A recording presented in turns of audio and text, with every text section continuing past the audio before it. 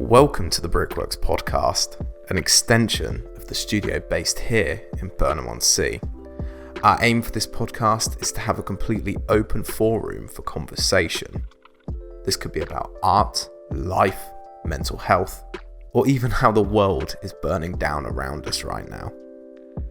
Whether you're listening to this whilst on a run or relaxing at home, we hope you enjoy our mild-mannered rambles. Thank you.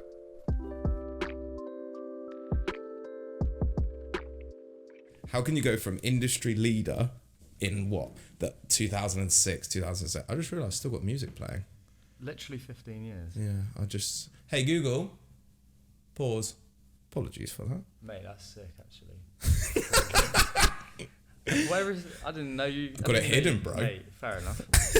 Yeah. But yeah, I totally agree. Skype completely fucked up. Yeah, I never heard of Zoom until Pandemic. week 2 of the pandemic, and when everyone's like, we'll have a Zoom meeting. I'm like, what the fuck is that? Oh my god, yeah. And then there's Teams. Don't get me started on Microsoft Teams. That is wank. Yeah. It is the worst. Skype's pretty bad, but Microsoft Teams, terrible. Yeah. I've done guest lectures for colleges, and they all use Teams. I know, what's with that? Yeah, when I used Zoom, I couldn't log in. Yeah. And then I was like, my talk was 10 minutes late. I was like, sorry guys, I don't know what you've done here, but it ain't working. The annoying thing is, I watched someone else's talk the whole way through, no problem. Oh. And then my mic wouldn't register with Teams. No. Yeah. See, I had the problem with screen sharing. Because on Teams, you have to, on Apple, because it's not a native software, you have to allow it. So I'm in the middle of this guest lecture and I'm like, okay, I'll share my screen. Yeah. No. And then you do the small talk and you're like, okay guys, I'm just gonna share my screen, and then you're click. Nothing happens. Click. Unlock preferences, and then you're there sweating. Shit. There's a class of 100 kids. And I'm just there I would have rather literally just driven halfway up the country to do this. I'll catch COVID for this. Yeah. I was like, give me your germs. Cough at me. Yeah. It's so annoying as well when you want to do these things, and it feels like the most budget talk you could do. Oh my god, yeah. I can't describe how unprofessional I felt. Yeah. I did a talk with Plymouth College of Art students. Okay. And I had Robert Dartshire and Emma there. And Rob's a pro at it. He's just so this is my work, and he's going through it. And I'm like, man, this guy's so good. Yeah. You know? And when I come to do my talk, and I'm like, hi everyone, how you doing? And I'm like, so, oh my god, tell me about it. And then I just stutter. I'm like, I don't know what I'm saying. Yeah. When you're talking to someone in person, it's completely different, way of communicating. So easy. Yeah, 100%. On Zoom, I then end up looking at myself in the corner. Yeah. I'm like, does my hair look? Yeah, you end up adjusting, seeing if your shirt's. Yeah, oh mate, tell me about it. Yeah, and then I'm leaning over. Yeah. I'm actually I've got a guest lecture in 2 weeks at Western College again, but in person this time. Yeah. So I'm actually excited to do it in person. So normally I'd be bricking it because I'm like, fuck, I've got to do it in person. But I'm actually looking forward to being able to interact with human beings, not through the fucking camera, It's weird, isn't it? Because I couldn't imagine going back into a room with 30 people who I didn't know. Yeah. It's been so long since I've been around any more than 4 people or 5 people at work. To go into a room with a whole group is it's that reopening anxiety, I suppose, isn't it? It's I remember I don't know if you've been into pubs or restaurants recently, but I went into a pub with a friend 2 or 3 nights ago, and it was rammed, full of people. Yeah. And I genuinely sort of stood at the door for a moment with my little face mask on. Yeah. Shit. What am I doing? The thing is, it's I select where to go based on, some restaurants are really good with the COVID social distancing. You go in, they're right, you sanitize at the door. Yeah. You wear your mask to the toilet. Yeah. You call us over if you want anything. Yeah. And the tables are spaced, or they have perspex between them. Yeah. Then I feel cool. Yeah. The ones that you go into where let's use Weatherspoons as the example. Some Weatherspoons in the villages and towns are really good. Yeah. Your city one, take Plymouth, is absolute carnage. The tables are sticky. They're not cleaned. And then I feel super anxious because during a pandemic, people should be cleaner than they ever have been. Yeah. Oh, And I totally agree. Same as a football. So I'm socially distanced outdoors, and we've got a row of tables, and there's like 10 centimetre gap between the next table, and then England scores, amazing, it's coming home. Yeah. And then everyone's hugging, everyone's mixing, and I get people want to have fun, but we've come so far, and like from my perspective, I've managed to avoid getting COVID. So have you. I don't want it, even though I am vaccinated. And I don't like the attitude of just, open up and you can get it. And I get people want to go back to normal. Like photographers want their work back, artists want their clients back, and we all do. But it's health and well-being and family and friends. And I totally agree. And I think the thing for me that really frustrates me more than, the whole pandemic situation is how much it's made me realize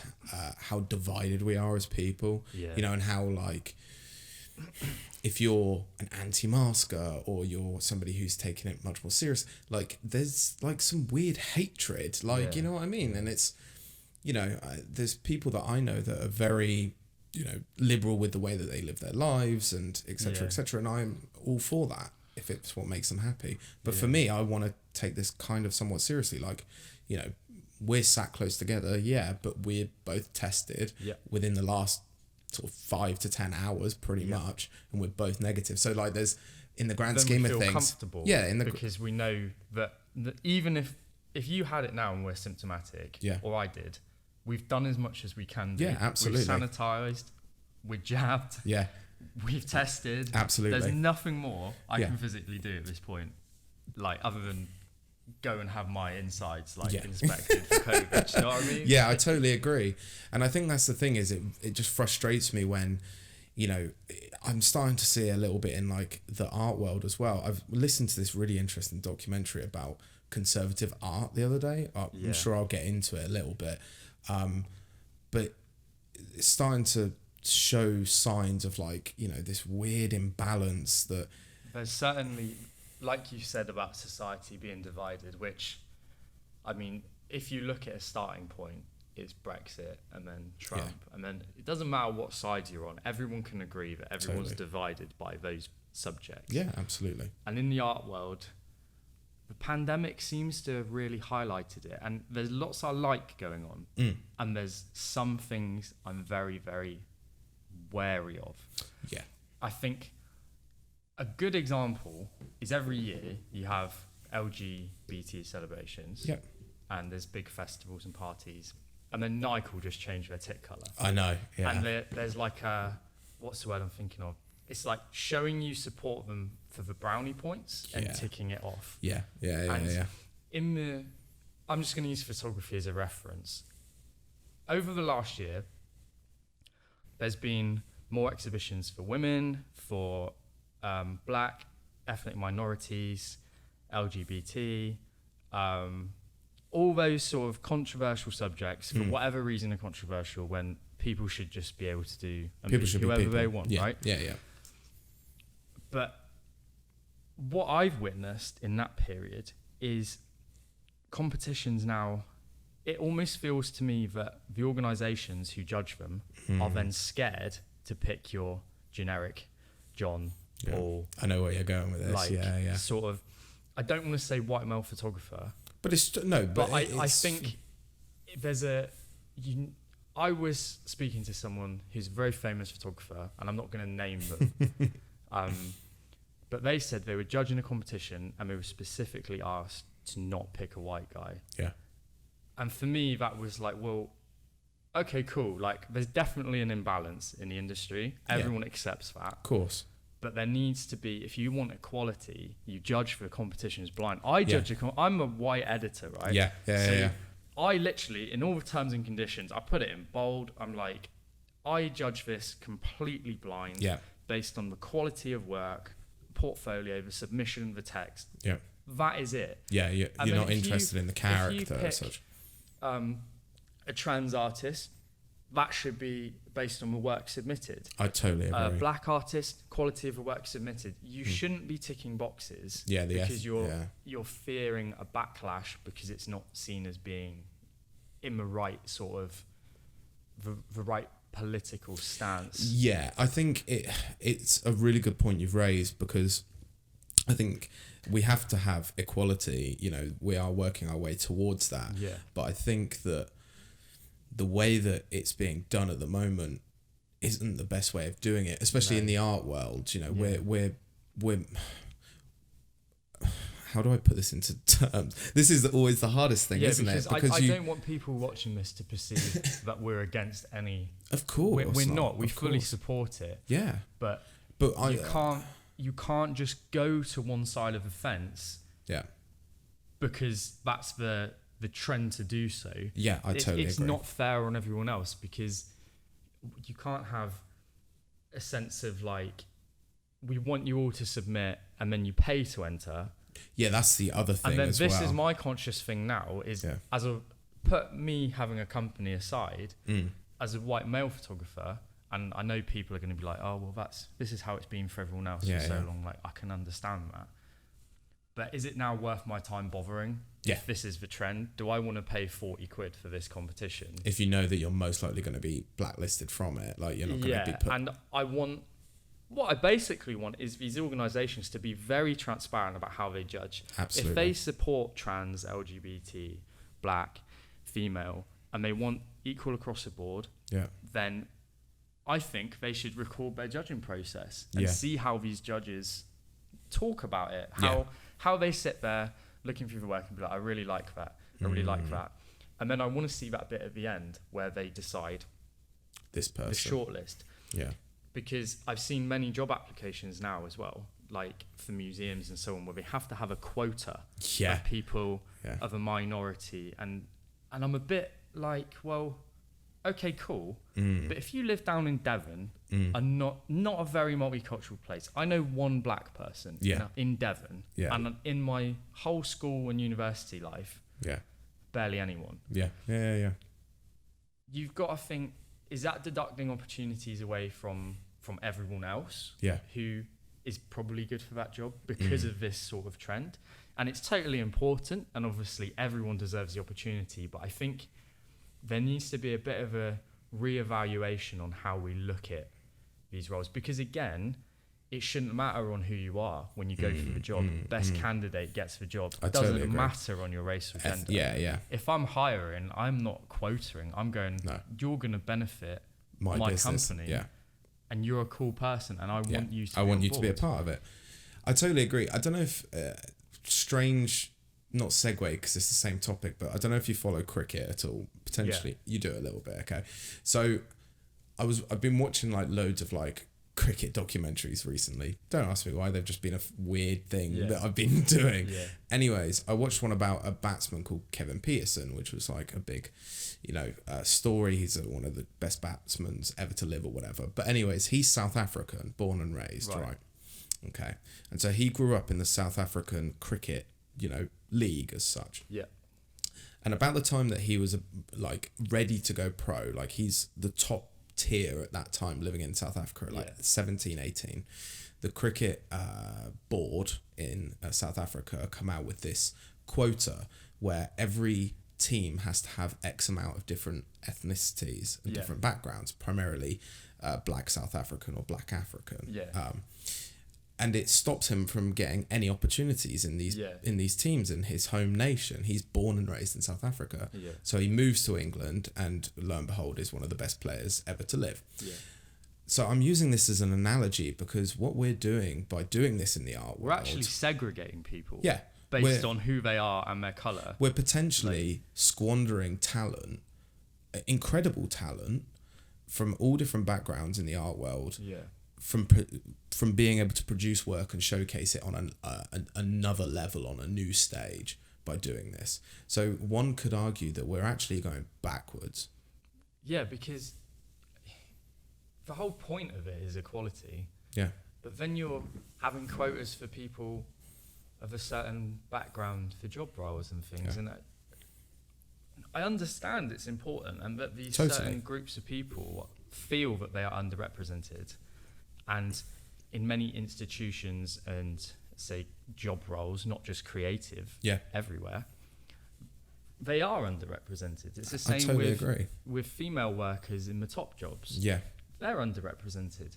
So I understand the arguments of both sides, but I think the way people go about it and the way they argue about it, it's counterproductive to a point. Because for me, I judge on the work. Yeah, which at the end of the day is how it should be done. I don't care. Yeah. Like, of course, if you're trans or black or LGBT, obviously I care in that sense. Yeah. But if you open your phrase with that, like, I don't care. I care about the work you're showing me. Yeah. If you want me to show it and exhibit it, that needs to speak. Yeah, the work needs to speak. Not your, like, personal story, unless it's related to the work, because there's so much noise. And lots of people say similar things, and in order to stand out, you can't talk and have bad work. You've got to have good work and good talk. And I'm seeing more and more of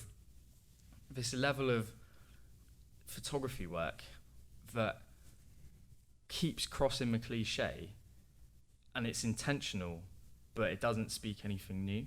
Yeah. And I'm liking what I'm seeing, like, since the pandemic, that the format has changed, the style has changed. Yeah. And the medium format portraits that were the trend for the last few years. Got to get that in there. Yeah, well, we had quite the debate about that, didn't we? Yeah. It's starting to diversify, and people are starting to still use it. Of course. They're doing different things, which I think is, like, that's how it should be. I totally agree. I think, you know, we had a chat at Finding a Way Home, the exhibition that you guys did down in Torquay. 3-4 weeks ago was it now? No, it was longer than that. About 6 weeks ago, yeah. Christ, this time's gone fast. Man. But we had a bit of a conversation about sort of trends in photography when I came down to that show, and I think if I remember right, recalling the conversation, we both agree that all forms of photography is, you know, open to interpretation. Yes. The problem with it is that I say we as a very open-ended thing, but we as an entity, as photographers, we quite easily get drawn into people liking a certain type of imagery, or you know, we went into the conversation about Instagram, and I think is a really interesting conversation, because obviously those platforms are huge and they are a part of being a photographer now, utilizing these systems and these platforms. If you don't have at least Twitter or Instagram, how are you even going to get people to see you? I totally agree, and I think it's a good sort of place to start with regards to, you know, when you first start as a photographer, especially fresh out of uni, you know, you're in this really weird spectrum of you kind of know what you like to make, but you're not fully solid on it yet. But you've got this work. How to do it either. Yeah, like You're in a bubble at uni, and then you get, like, you do a good final major project in your third year, not just photography, in any art course. Absolutely. You get published, and you're like, this is it. This is my career. It's coming home. Yeah. Right? And then what happens, let's use England, is you get to a semi-final and you start doing really well, and then tumbleweed. Nothing happens. You don't get anywhere. Your work doesn't get published. You don't understand why. And then you find yourself overdrawn or whatever, not having any idea how to pursue your career. And then in the background of all that is so much controversy in your industry. You go on Twitter or Instagram and everyone's arguing about a photojournalist who did something 40 years ago, or an organisation has published too many of the same type of photos, and you're sat there trying to take this all in while trying to figure out your whole life, while trying to figure out how to make money. It's like, it's insane for students. I totally agree, man. Oh, and a pandemic. Yeah, let's not forget about that little thing. I totally agree, man. And it's like a clusterfuck of just shit going on when you first leave uni, because, like, you know, there's outside of just trying to be a photographer or an artist in all capacities, you know, there's the pressure from your family potentially, like get a job, you need to make some money and all of this stuff. And it's like, by no means, you know, we've both had different pathways to get to where we are as artists. And I think it's really interesting when we sit down and talk, because we can both view it from different perspectives. And by no means, you know, am I against the idea of finding a job, working full time, making your money and doing photography on the side and keep ticking away and make your career that way. Myself did it in a different way. I sort of threw hell for leather and kind of got to this point now without really knowing how, you know. So when people ask me, you just kind of stumble to it. Yeah, like people ask me, how did you get to, you know, starting the Brickworks? I was like, I don't know. I just sort of did it. But I think there's so many different pathways. That's the thing with like coming straight out of the education system. Like there's so many different pathways to go. It's always really hard to try and figure out which way is the correct way. There isn't a correct way. I totally agree. That's the reality of art and photography. And it doesn't matter who you are at this point. Yeah. Like put all the division and the politics to one side, because at the end of the day, you're all in the same boat when you totally graduate. Agree. Of course, there's going to be some kids who have slightly more well-off families or someone who can give you that financial support or that push. But the reality is, you need to figure out what's important for you. Yeah. That's my tutor at uni sat us down and said, what is important to you? And my course mate said, money. Yeah. And I was like, okay, that's interesting. And my tutor was like, well done for acknowledging that, because she was like, I like money. I like buying nice things. I like buying nice shoes and handbags and whatever.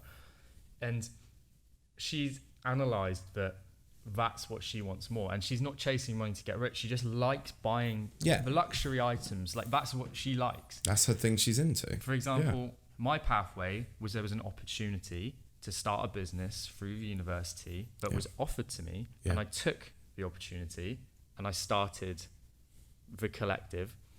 And I mean, from my perspective is it's taken me 3 years to even understand what this is, how does it make money, how am I paying myself, and even as a photographer, like I had a really good chat with an editor from a Canadian photo festival, and she's like, if you want the hard truth, your work's great.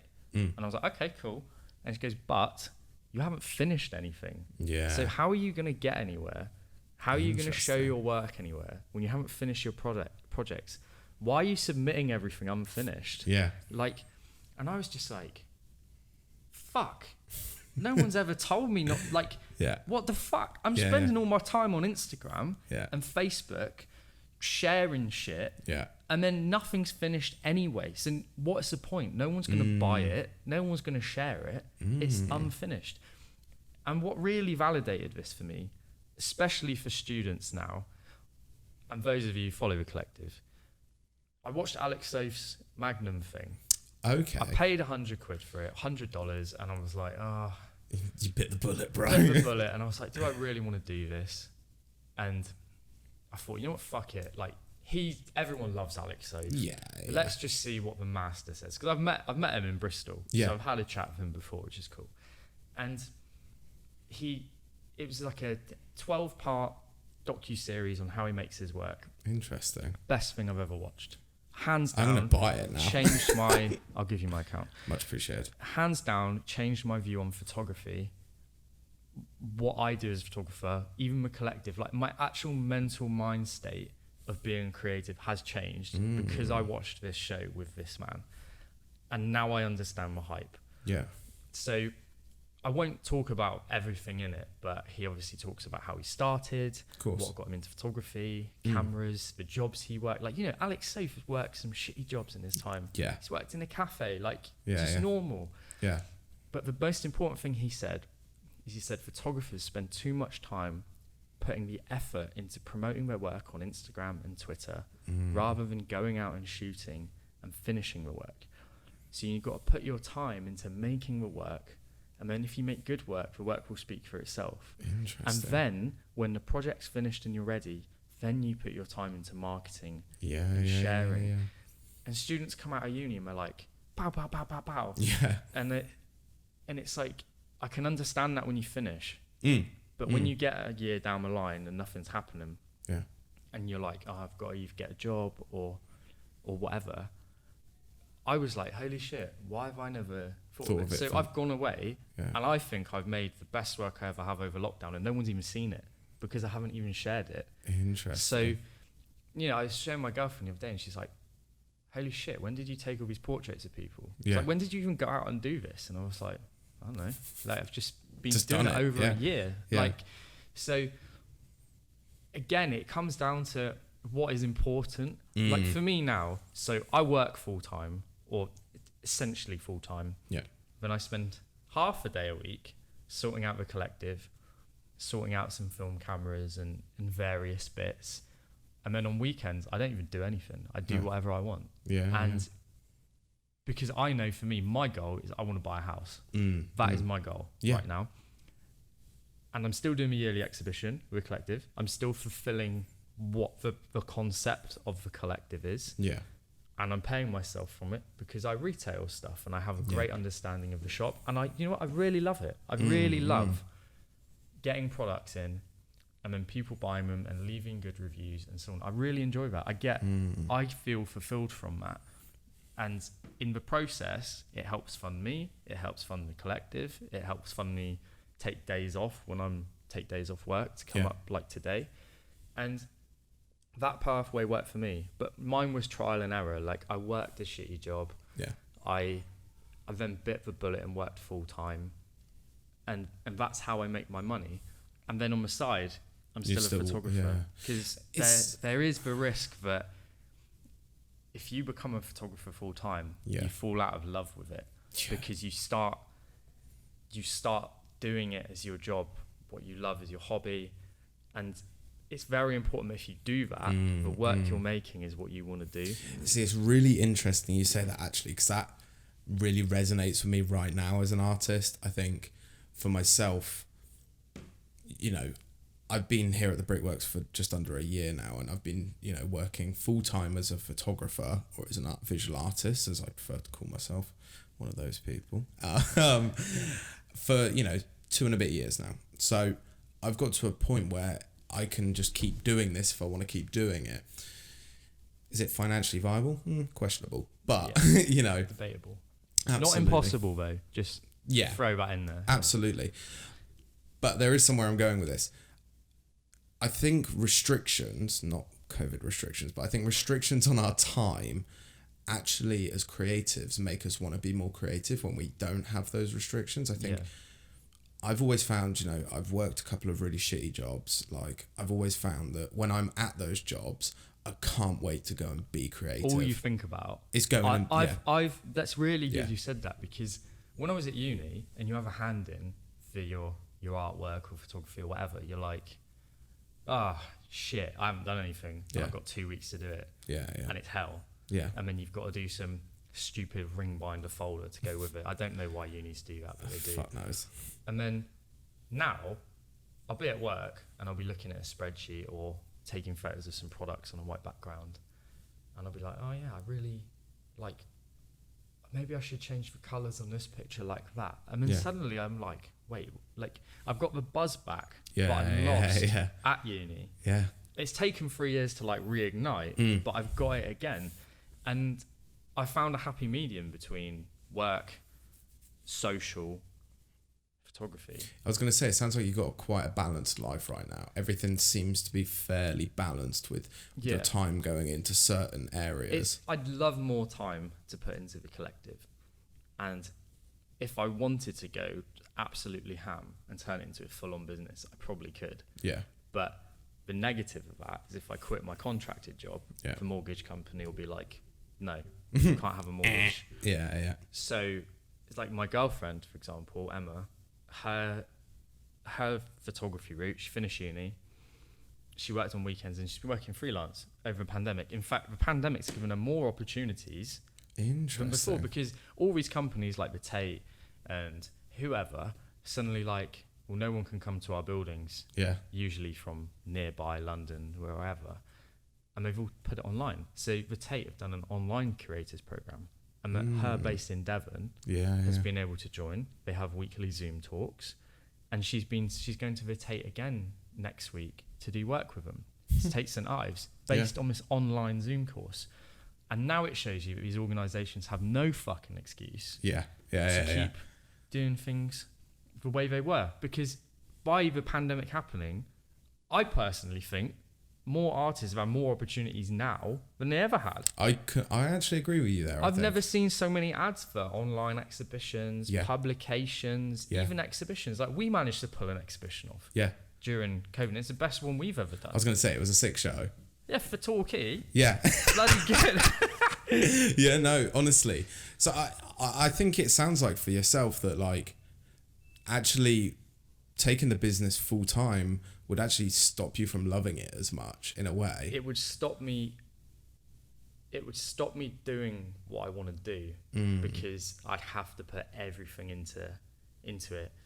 And again, what I was saying about the money pathway is it's what works best for you. Totally. For me, I've found balance. It's not perfect by any means. No. And I wouldn't necessarily say I'm always happy.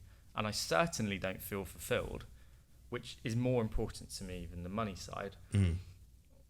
But we live in a system, and you've got to work with it. And if you keep trying to fight the system, you're not going to get anywhere. You're not going to get anywhere. So you've got to exploit it in the ways it works for you.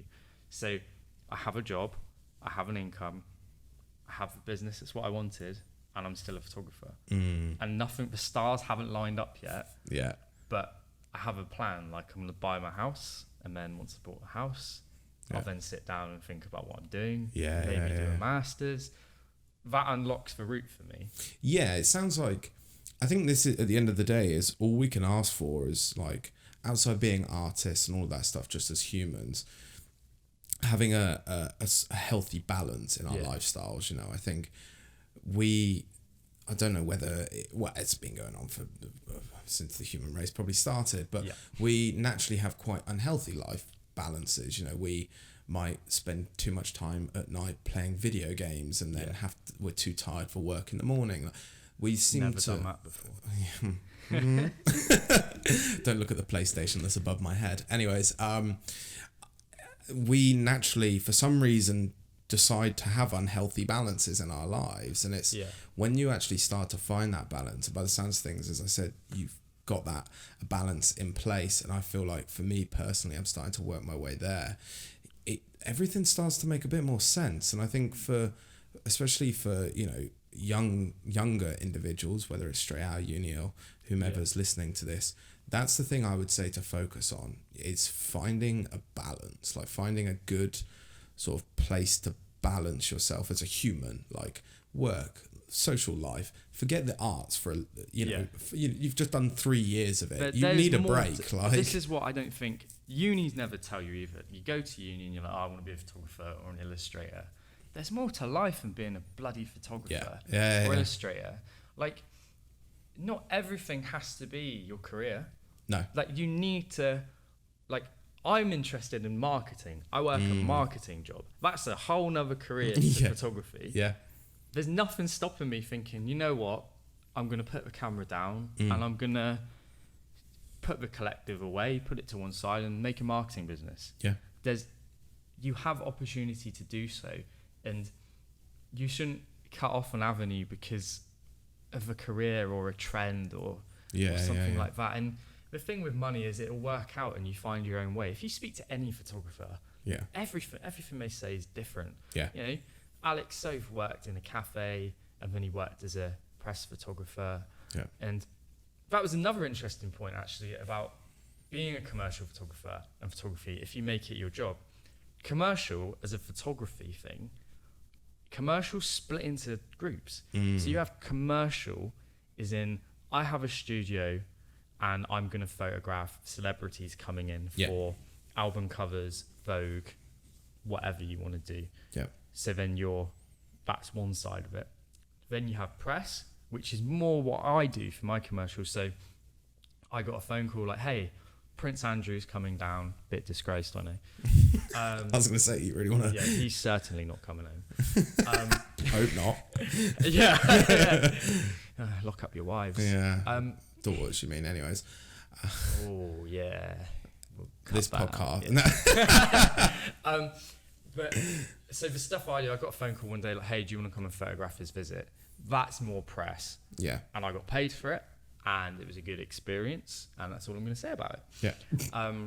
But then sometimes I photograph food festivals, which crosses the boundary between, I suppose, commercial and editorial. For them, they use it on their website and in marketing, and I really enjoy that, and I get paid for that. And then there's the press side. So they run an event, say the festival, at another point in the year, and they're like, we need a photographer to photograph this group of school kids in the school kitchen that we've sponsored. I'm like, cool, okay, I go and do it. Yeah. It goes in the newspaper, press.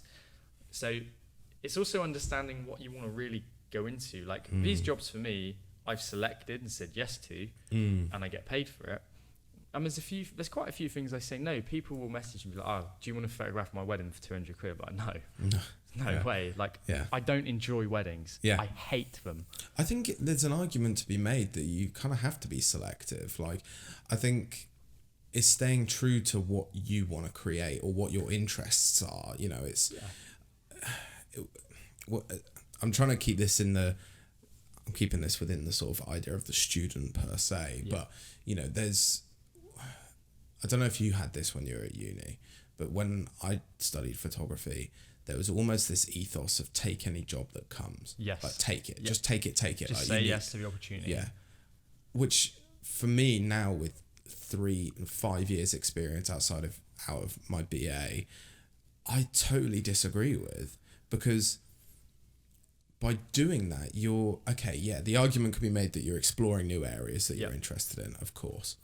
But there's also an argument to be made that by doing that, you're going to start to dislike picking up a camera. You're going to start to dislike, enjoying the process of any capacity, So it goes back to this idea of balance, I think. Yeah. It's difficult because I feel that side of it, but on my side of it is you got to go and do things out of your comfort zone. Yeah, and true. If you don't try these things at least once, say you get someone writes to your third year tutor, they've got a wedding and they want a student to do it, and they're like, get me experience or whatever. Yeah. As long as they pay you a little bit, it might not be, a lot, but if you've never done one, don't expect to be paid a lot. Yeah, you're not going to get a grant. And if you go there and you love it, and you're like, cool, I can do this. I know wedding photographers who make 40, 50 grand a year on top of their day job. Yeah. I know photographers who make 15, 20 grand a year working self-employed. So if you want to make money from photography, you can. I make money from photography, but I don't take photos. Yeah. I do, but there's a whole other aspect to your artistic life. Yeah. Like, no, and I totally agree. You work as a creative, and your income is predominantly because you've managed to secure funding for the space and the vision. But within that, you still have to do things that you might not want to do as much. Yeah. But as part of it, you've got to do it. Yeah. Wedding photographers, if you live in Devon, it's the most weddings per square meter probably in the whole country. Square meter. Love that. So if you're good, and if you're really good, you can charge, and then you've got to analyze it as a business. Yeah. But I won't go into it. So if you want to do weddings, you can make a ton of money. I know someone who's a full-time food photographer, makes a good wage. Yeah. I know someone who is a photographer, but he also does a bit of graphic design. There's so many different avenues. He does all of that. Yeah. I know people who've done their BA in photography, and then they've pursued a radically different career as like a care worker or something. And then in doing so, ended up picking up a camera and winning an award for a portrait she took in a care home. Yeah. It's completely circumstantial, and you just go. What I did is I went for a walk, I sat down, and I was like, right, I'm in my overdraft. I don't enjoy working this really shit part-time job. Yeah. I've been offered a good full-time job.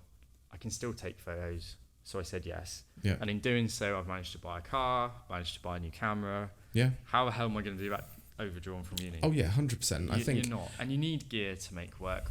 And people, yes, it doesn't matter what gear you have, but you need gear. You need gear on a certain level. It does. In the grand, if we're going to be brutally honest, it does in some capacities. Yeah. You're not going to win necessarily win the award for best wildlife picture of the year using a pinhole camera. No, it's potentially, but it's unlikely. Very unlikely. So I think it's diversifying, which is funny saying that with what we were saying at the beginning of this podcast, but it's diversifying your interests more than anything else. Like, I'm a visual artist, but I love podcasting. And I've had multiple gigs out of this now, voiceover gigs, podcasting for other people, which I never anticipated. And you've done a lot of video, which I imagine at uni you never. See, I've never done video, but I found myself more interested by it. When I do things like this, I'm like, you know what? I'd like to do video. Yeah. Like, there's other things you can do, and I think uni narrows you so much to just go and do what the last person did. When really you can't copy that because there's no recipe. No, it's not. Honestly, it's just winging it. Like, so true. Wing it, controlled winging it. Yeah. Oh, what was I've lost it. There was a saying that was like taking a chance. It's gone. But I totally get what you mean. Take the chance, guys. Take the chance, bro. Fucking hell. But no, I think the biggest thing for me was diversifying my interests. So straight out of uni was looking at the film industry, and I started doing cinematography and grips and all of that sort of stuff. And it was like, oh, okay. Then I fell back in love with photography again, etc., etc. Hello, first mic punch of the podcast. And I think that's so important because university has this habit of pigeonholing us really badly. And this isn't to talk smack about unis, because I do love guest lecturing. Please hire me. There's issues in education. Like, for me, looking back at it, and what you said earlier about the whole divided, you have different groups and politics and whatever. Like, uni was super left wing. Like, Brexit happened, and everyone's like, there's posters in my art department like, this is wrong. And I was like,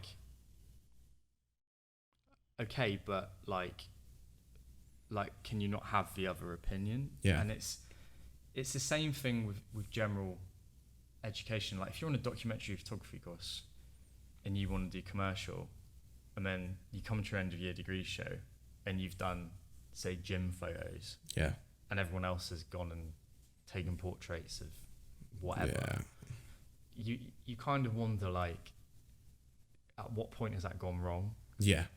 Because in my photography degree, we weren't taught anything commercial. Interesting. And although I love documentary, and that is what I've done, all the commercial stuff I've done after uni. Like, someone said to me in second year, you're going to get a phone call from Buckingham Palace because someone's recommended you, and you're going to be the only one to photograph Prince Andrew during the biggest royal scandal in years. I would be like, fuck off. Like, what are you on about? Prince Andrew lands in his royal helicopter. And I'm here to you, photographing him, and he's chatting to me, and I'm like, I'm getting paid for it. And I'm like, I've reached a point where I'm in control of my camera. I'm not worried about shooting. You can just shoot. It's second nature. And it's like, for a student or a graduate, it's just finding your own way. And it isn't spoken about enough. You need to sit down now. For those of you who've just graduated, put all the politics aside and all the trends and all the groups and whatever, and think, what do I want with my life? Close off from the world and think, if you sit there and think, I'm interested in YouTubing, go do it. Go try it. And if someone shit talks you on the comments, fuck them. Who cares? Honestly, people are gonna shit talk, and people are gonna judge you on your decisions you make. It's natural human behavior. The worst thing to do is to let it define what you're doing. Exactly. And it's the same concept with competitions and submissions. There's some organisations who run competitions every year. My work does not fit. There is no point sending portraits of whatever to a company who predominantly do travel photography. Right? You've got to just select and just take the time. And if you think, I've only submitted to one thing this year, that's cool. Like, you're still doing it. Absolutely. So speaking of projects, what have you been working on? You said you've got your best body of work. What can you tell me without giving away the whole thing? So, how do I talk about That's honestly the hardest part. Because no one's asked me yet. Because I haven't told. Oh well, I get the exclusive, bro. I genuinely have not shown anyone, and I think. Can I see some after this? Yeah. I think when people see it from me, they're going to be like surprised, because for me, people know of my work because I did Handshake with a Martian. That's based on UFOs. Yeah. Still unfinished. Yeah, of course. I know that feeling. There's one called The White Lady, where I've been working with a group of ghost hunters. Honestly, when you told me about that project, I was like, that's fucking sick. Yeah, like, it's sketchy. Also unfinished. So you see the pattern emerging. Yeah. So I'm nobody because I haven't finished anything. For that. So this project, COVID hit, and it was like shit. The world felt like it was ending. And I enjoyed the chaos to begin with. The first 4 weeks, I was like, this is sick. Yeah, this is what we deserve. Yeah. This has been brewing for years. Yeah. And it's funny, I was saying to Emma the year before, I just feel like something bad is coming. I can't put my finger on it. I just feel like something weird is going to happen. You're superstitious, brother. No, but sometimes you get a gut feeling. And the minute I heard about COVID, I thought, nah, this is it. Because I remember watching a piece on the news after swine flu, and they're like, it's going to happen. And the government were like, nah, it'll be all right.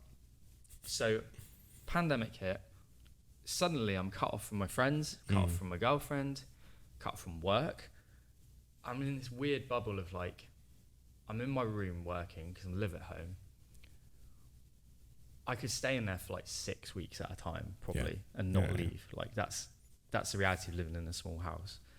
So I picked up the camera, and it was the most amazing weather of May I've ever seen in my life. So I just went out and shot.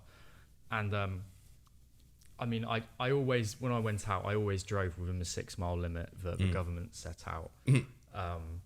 Really important fact.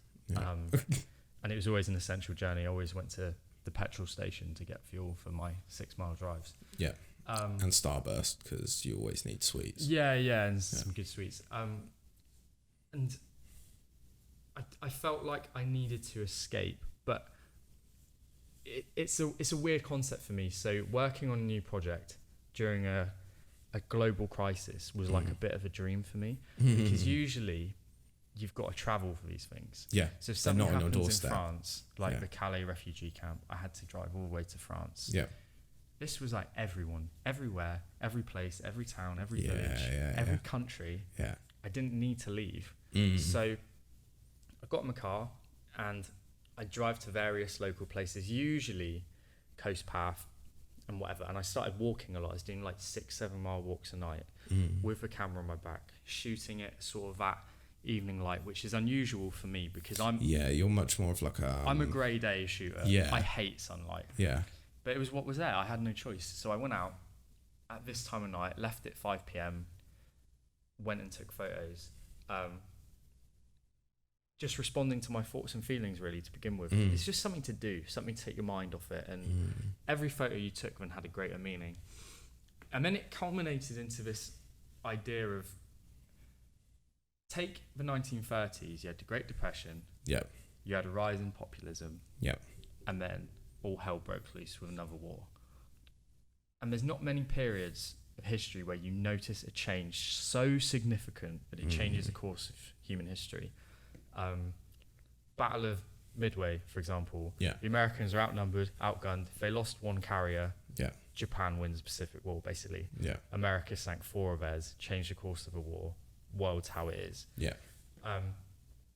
So to keep it short, basically, it feels like a period of time where the world is changing, and it's changing at a point where it's uncertain. And it feels like, to me, the time of the old, even the empire, all those things, is done, it's gone. Britain needs to accept that we are where we are. We're a smaller country, we're not an empire, and we're punching above our weight, and it's dangerous to punch above your weight. Everything from George Floyd, Donald Trump, it feels like the vision of the American dream's gone. I don't particularly have any interest in America. I think it's quite divided. I see a lot of racism, a lot of hatred. Worse in this country. And I see another weak leader.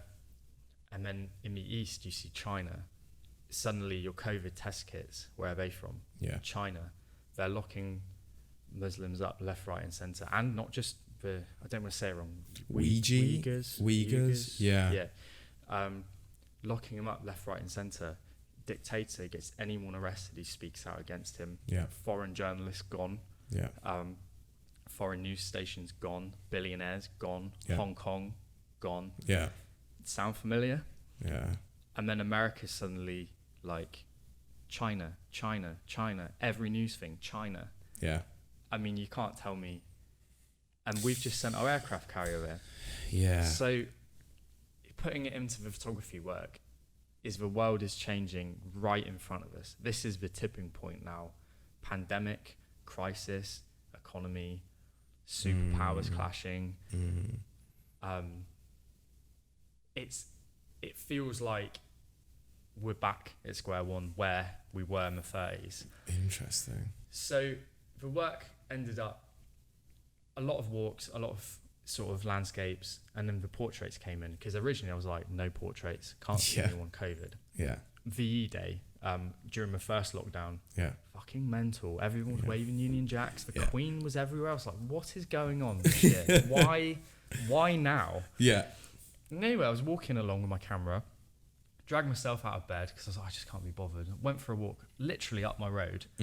There's these guys having a VE Day street party. They were like, do you want to have a beer? I was like, yeah. So I sat with them, photographed them. They were pissed. He had a Union Jack outfit on. That's amazing. And then that's when the project was like, this is about Britain's place in the world and the fact that the world is changing. And it's all shot in Devon, so I might tweak it. Yeah.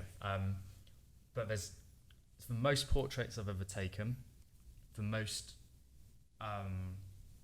diverse my work has ever been in terms of like colours, lighting, people in it. There's strangers who I've only spoke to when I photographed them. Yeah. There's young people, there's people who I know.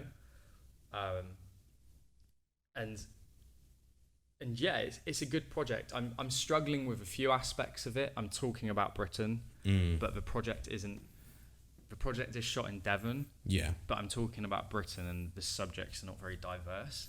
Yeah. So I don't necessarily want to go and find people to tick boxes because I'm worried about the backlash. Yeah. But at the same time, it is important when talking about Britain as a whole. I think it's also having that awareness as an artist in yourself that there's areas of this, what sounds like an incredible project, that have to be covered or at least have to be questioned. I think that's really important. I mean, I think I struggle with when you take the London scene and London students, that's super heightened to every issue surrounding everything. Yeah. Right. And for good or for bad, that's how it is. And I find from Matt's side, there's a great push from that perspective for you to fulfill those views. Yeah. And I was saying the other day, it feels like now no one's in the middle anymore. You're either on the left or you're on the right. Oh yeah, there's no grey area. There's no grey area anymore. Yeah. But for the people viewing it there, they need to understand that the country is not like London. No. Like, it is not diverse in Devon or Cornwall or Somerset. Yeah. We'll walk around Burnham now and we will not see anyone who is not white. Yeah, pretty much. Like, exactly. Yeah. So there needs to be an understanding on all sides that Britain is... There's sides to a country and it's different and it's trying to fit it in. But to keep it short, to go back to the project, it's called Winds of Change, which is a nice sort of saying about times changing. Yeah. It's a Bob Dylan song as well. Like times are changing. Yeah. But yeah, it's just a response to the world, and I'm actually really happy with it. And it's not very often that I think a photographer would be like, I'm happy with my work. But for like once in my life, I'm sat there, I'm like, cool, this is like a good project. The most fulfilled I've been making work, because it's like, I want to do this. This is like the project I wanted to do, but never had the excuse to do it. Yeah, and sort of the story, I suppose, in some capacity, it's like literally evolving in front of you. It's documentary, but at the same time, it's not. Yeah. It's like it balances on this is real fine art documentary, and then the other side is like, it's fine art. Yeah. But the narrative is real. So it's really nice to to also work with people you know and keep it chilled. But I'm hoping to release it nearer the end of this year. I've got a few portraits I want to sort out. Again, maybe tackle the diversity within the work and try and have a bit of a more diverse cast of people within it. And I'm really confident I can make it into a book. Cool. Which is quite hard to say for a photographer, but I think I should be able to find a publisher. Yeah. And I've got an essay in the front of it. So it's the most serious work. It sounds like all of your projects prior to this, like Handshake with a Martian, they have culminated with your understanding of yourself as an artist to turn this project into a final piece, a finished piece. Yeah. And I think that's really retrospective in some capacities. By no means is this a retrospective project, because it's not, by the sounds of things, but it is retrospective in the way that you've gone around making the work, you know. Yeah, it's one of those things, again, for students, it's like knowing who you are. You're never going to know that. So when I made Handshake with a Martian, looking back at it now, I tell people, like, I picked it out of a hat at random, and I did. But within that is me exploring my curiosity into things that aren't portrayed to me. So how often do you meet people who believe in UFOs? Yeah. But seriously, like, they research it. Yeah, they're deep into it. Everyone's like, oh, it's a myth and a joke. And then we're like, here's a government document. Here's another government document. Yeah. Like, here's another government document. And you're like, shit, it's real. These things happened. Yeah, it's not a lie. This actually happened. So there's that exploration, which has culminated in wanting to finish a project. That is now important to me. Yeah. Finish one project. If I publish one book, I'd happily quit. That's my goal. Like, if I publish one book, I will happily quit and pursue the fact that I want to teach or something like that. And it's important for artists to kind of get to this stage where they're like, I'm happy with this, I'm happy with that, and not be as self-critical, because it's Marmite. The whole art world is Marmite. Yeah. You either like it or you hate it. Yeah. Someone's going to shit on you. Yeah. Someone's going to fangirl you. There's no in between. Like, I find it uncomfortable when people are like, your work's sick. And I'm like, cool. Thanks bro. Yeah. And I find it super uncomfortable when I speak to famous photographers and they're like, I really like that. And I'm like, just go into this little shell. Yeah. Yeah. Like, because through the collective, it's given me, really fortunately, same as you, I suppose, the ability to talk to famous photographers. Absolutely. And successful photographers. And it's like, holy shit. You know, like, I got sent a book once for writing an interview with someone for free, signed. And That's I was just like emotional. I was like, wow, this is like so cool. I've made it. Mum, I've made it. Mum, I told you I'd get a job. Mum, I'm making money in photo books. It's literally the conversation I had with her years ago. Mum, this book is worth more than my house. Yeah. Now don't touch it. Yeah, don't touch it. Speaking of the collective, what's so you had the show in Torquay? Yes. Finding a Way Home. Yep, with the Artisan Gallery. Yeah, fantastic collab. Yeah. That space is sick, by the way. Like, when you guys gave me a little behind the scenes tour of like the downstairs and everything, I was like, fuck. It's awesome. It's difficult because they run their shows throughout the year and we want to build a community darkroom. That's, I guess, our next endeavour. We've actually been speaking about doing a show next year, which I think will go ahead. Sick. Hopefully with COVID restrictions, we can do the dream show, which is have the talks back. Yeah. And follow the educational side to get the funding. Yeah. That's really important for next year, to secure more funding. The space is amazing. I think they've still got it secured for another year or two. So we'll see what happens with that. But, you know, moving forward, I might be able to get a space like this for a collective. But yeah, the show was a great success. Managed to run it during the lockdown, or just out of the lockdown. Yeah, you guys timed that just right, I think, just as you came out of lockdown. Yeah, we had amazing feedback this year. It was really, really, like, just awesome. Like, there's this couple they come down for the day from Bristol. Cool. And they walked past and I was stood there. Then they walked back. Yeah. And then they walked forward. Yeah. And then they came in. Yeah. And they looked around like, this is awesome. We never expected to see this outside of Bristol. And I was like, in my corner, I was like, fuck yeah, yeah. This is why I made this company.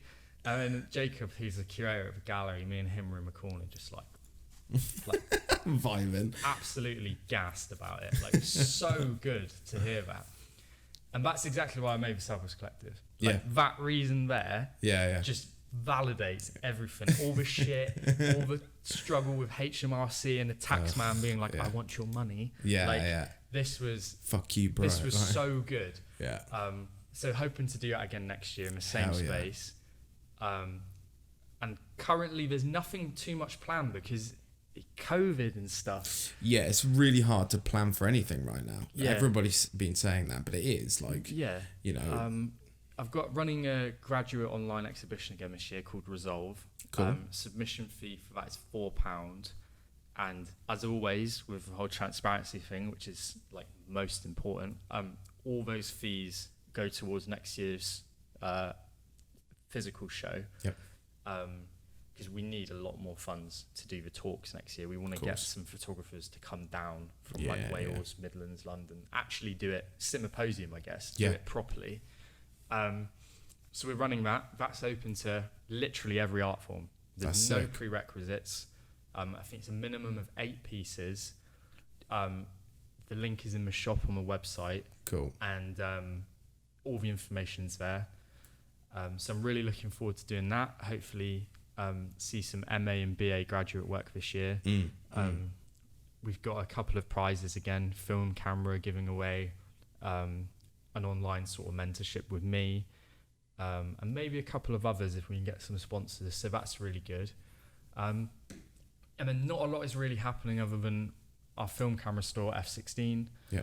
I've been growing that a lot. Which is sick, by the way. We're now the second biggest film camera store on Google search for Europe, Whoa. In 8 months. Fuck. So that's bananas, bro. People are like, oh, you don't post on a collective, and I just don't have time. Yeah. But no, actually saying that, there is stuff going on. It's crazy. God, I forget. Taking on a Plymouth graduate to do content creation and writing on a freelance basis, but that's all paid, which is a dream, because for the first 2 years of a collective, I had to be like, hey man, do you mind just doing this, helping me with this for free? Yeah. And then like last year, that just really pissed me off. Yeah. So I was like, so I waited until we got to a point where I could afford to do that. So I've got one graduate from Plymouth called Molly coming on.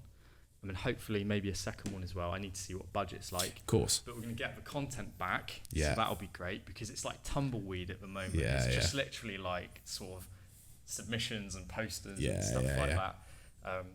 And the camera store's going great. Like, I can't complain with that. I'm really enjoying it. I feel fulfilled doing that.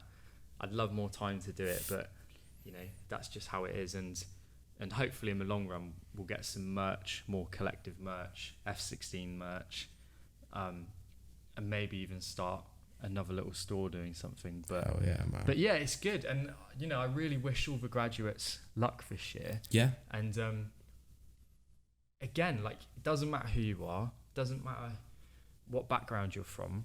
Like, from my perspective, if you want to send work to me, like, do it. Like, I'm going to base it on your work. That's it. Not That's anything what's important.